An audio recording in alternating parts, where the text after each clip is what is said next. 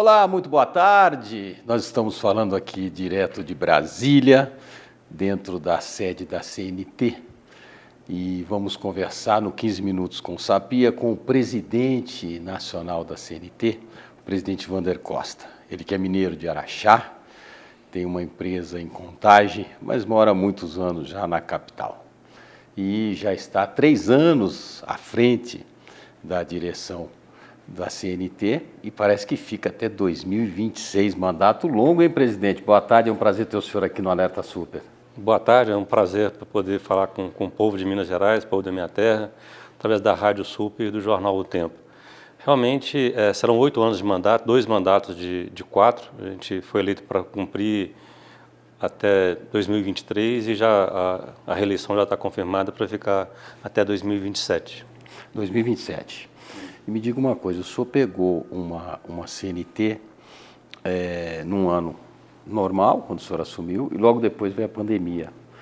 Qual foi o maior desafio que o senhor teve nesses 2 anos de pandemia, praticamente, que pararam o país, mas o transporte não parou, foi o que mais trabalhou? O desafio na pandemia foi justamente garantir o abastecimento da população brasileira. Nós tivemos restrições de tráfego até impensáveis no primeiro momento. Só para dar um exemplo, você podia encomendar comida nos restaurantes para levar para casa, mas não poderia levar o arroz e feijão para poder fazer novas refeições. Então, nós conseguimos superar esse primeiro momento e depois também teve o transporte de passageiros, que as restrições foram feitas por prefeitos sem muita preocupação, mas eu tenho que levar para os hospitais, os enfermeiros, o faxineiro, o pessoal de manutenção. Então, o primeiro desafio foi esse. Depois foi viabilizar o transporte, treinar e qualificar os motoristas que trabalharam durante todo o tempo para poder fazer um transporte seguro. Aí a utilização de máscara, levar a utilização de álcool em gel. Então, o desafio que nós conseguimos, graças a Deus, superar foi garantir o abastecimento de materiais, de comida, de remédios no Brasil e também permitir que as pessoas que precisavam trabalhar para combater a pandemia pudessem locomover. Explica para o nosso ouvinte, para o nosso internauta, para o nosso telespectador, o que a CNT representa no transporte nacional? A CNT representa todas as empresas de transporte do Brasil, de todos os modais.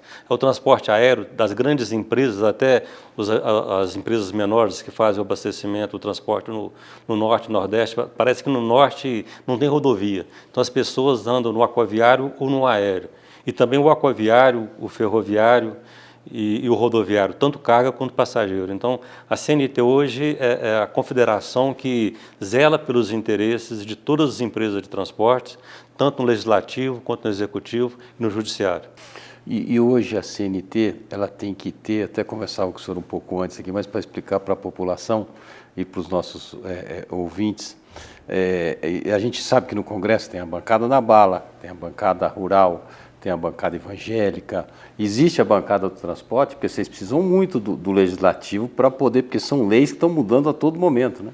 Sim, não existe formalmente uma bancada do transporte, mas a gente tem um contato muito estreito com a Frenlog, que é a frente de logística, que envolve transportes e mais do que o transportes, mas tem muitos representantes do transporte no Congresso Nacional. Nós temos senadores que são oriundos do transporte, de carga, passageiros, temos diversos deputados que são empresários do transporte também. Então, a CNT tem um trabalho de valorizar as federações. Sempre quando tem votação importante, a gente vai nas federações que está no Brasil inteiro, todo estado tem uma ou duas, e pede o apoio deles junto à base para poder fazer com que os projetos de transporte sejam votados e, quando possível, sejam aprovados.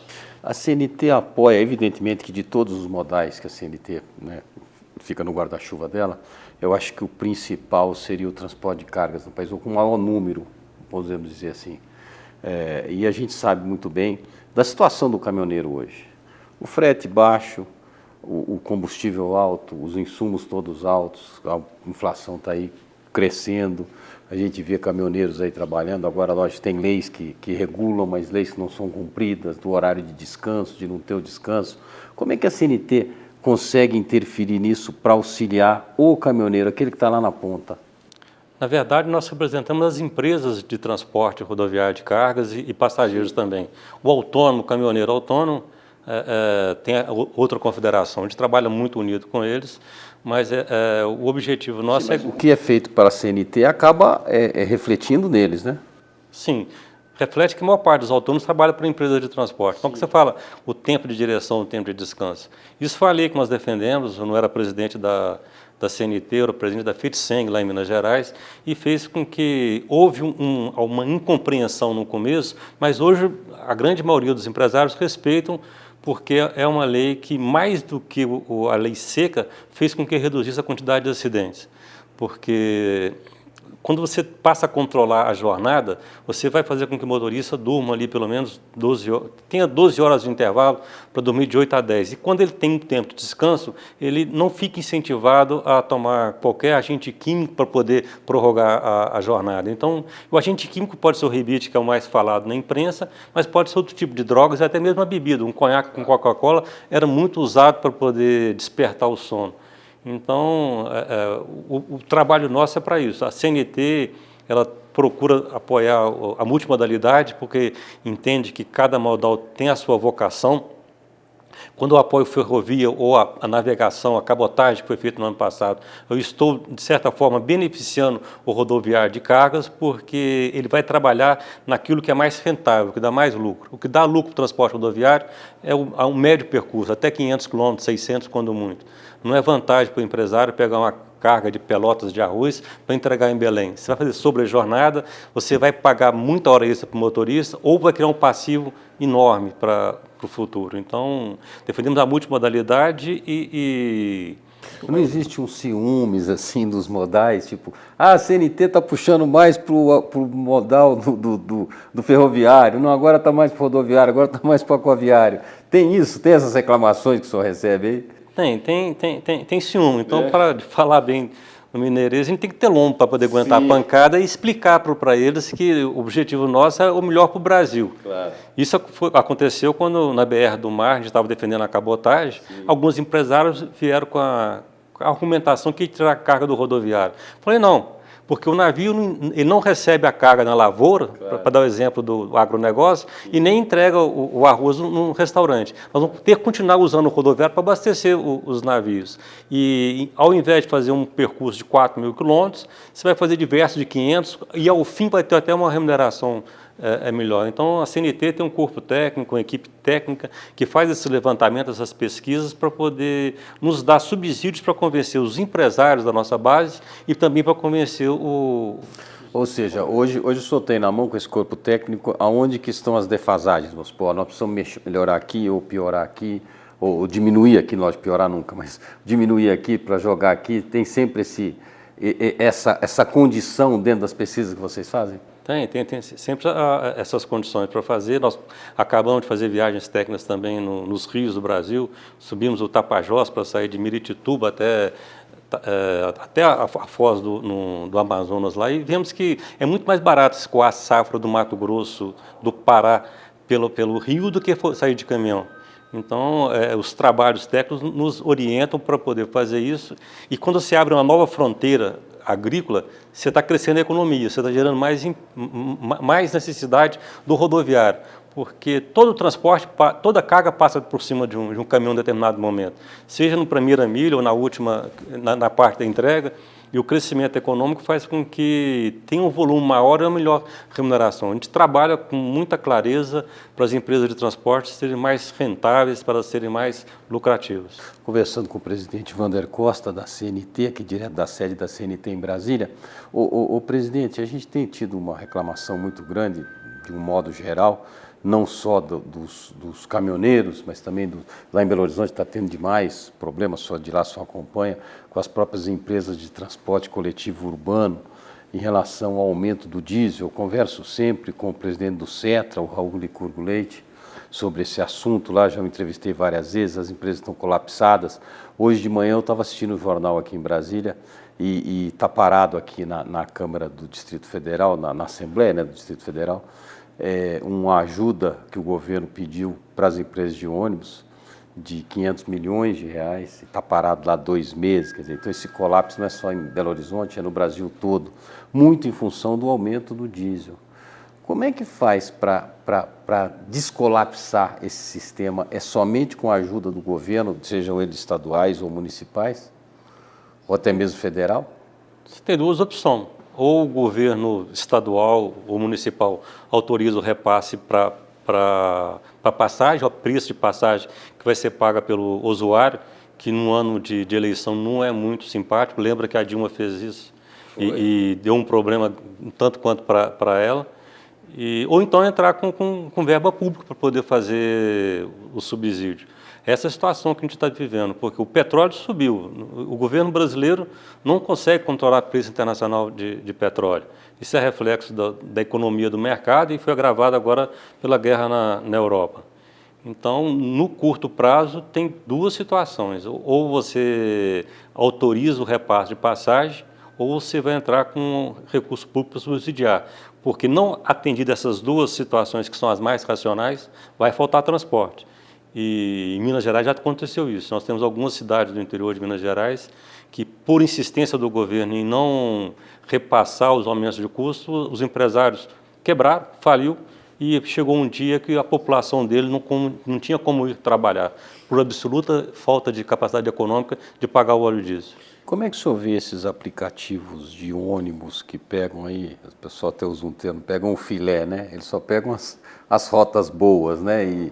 E saem a qualquer momento, a qualquer hora. Se não lotar, ele não sai, quer dizer, deixa o passageiro na mão muitas vezes e acaba tirando daquele empresário que paga o imposto. Porque o empresário, se o ônibus dele tiver aqui de Belo Horizonte a Diamantina com um passageiro, ele tem que ir, né? Ele não pode parar.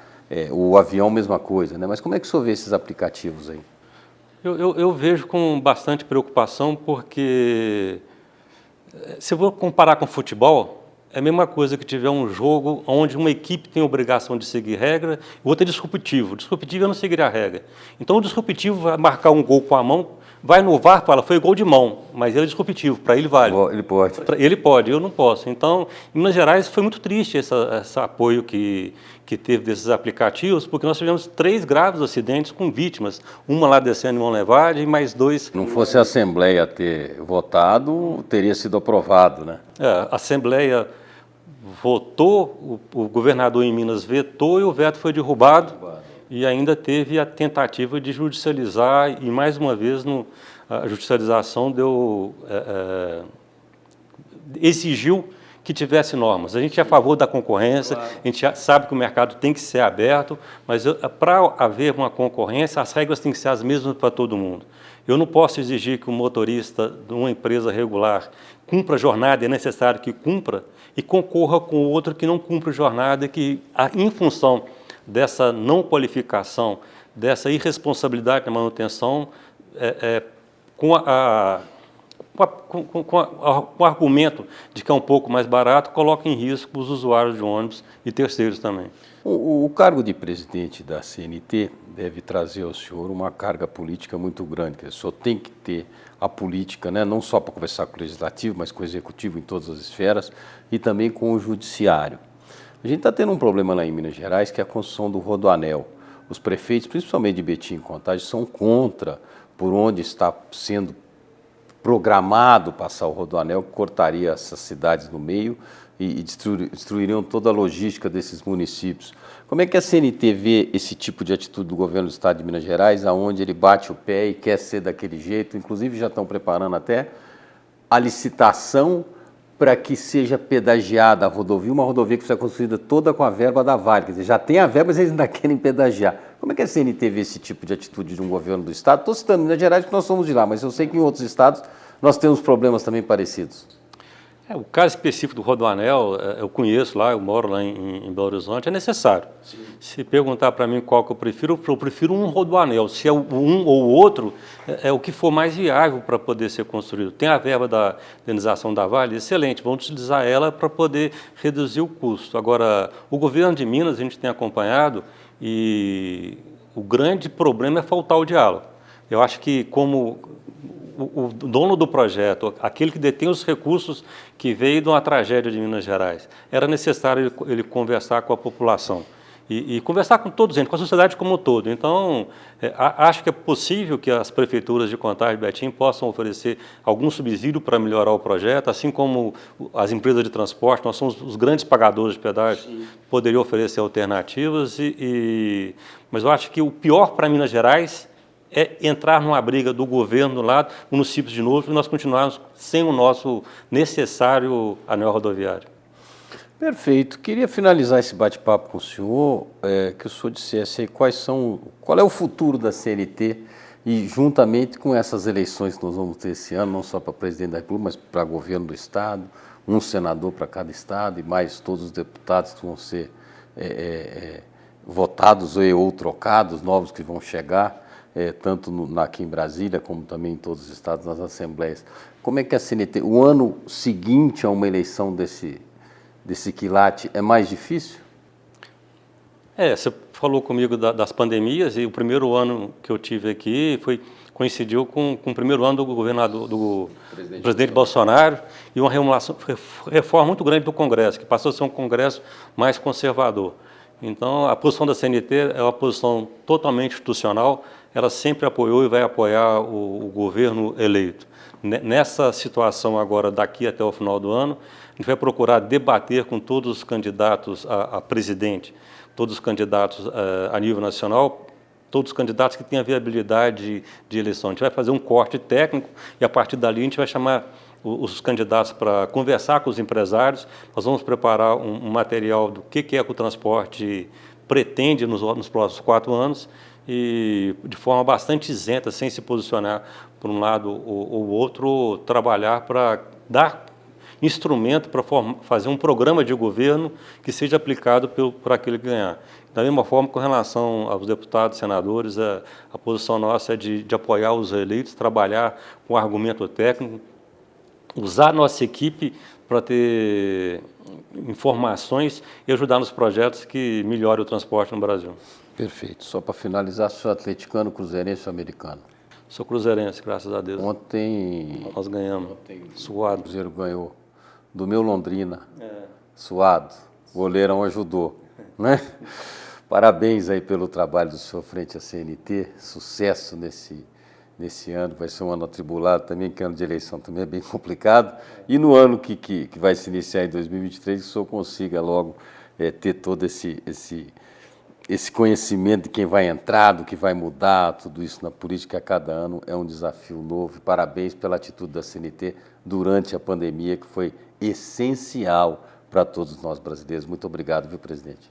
Eu agradeço a oportunidade de falar e vamos trabalhar para que tenha uma eleição onde se prevaleça a discussão de ideias, de projetos. Gostaria muito de que os candidatos falassem como vê o transporte, como vê a educação, como vê a saúde, para poder discutir o futuro do Brasil.